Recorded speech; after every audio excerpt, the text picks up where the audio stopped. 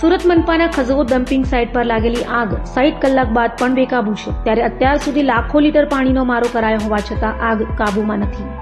સુરત મહાનગરપાલિકાની Khajod dumping site પર લાગેલી આગ 60 કલાક બાદ પણ આગ બેકાબુ છે. ફાયર વિભાગના 78 થી વધુ જવાનો દ્વારા પાણીનો મારો ચલાવી આગ ઉપર કાબુ મેળવવાનો સતત પ્રયાસ કરાઈ રહ્યો છે. જોકે હજી પણ આગ બેકાબુ છે. અત્યાર સુધીમાં આગ બુઝાવવા માટે અંદાજે 20 લાખ લીટરથી વધુ પાણીનો ઉપયોગ કરાયો છે અને આગ કાબૂમાં કરવા માટે 150 ટન મારી નાખવામાં આવી છતાં આગ કાબૂમાં આવી નથી.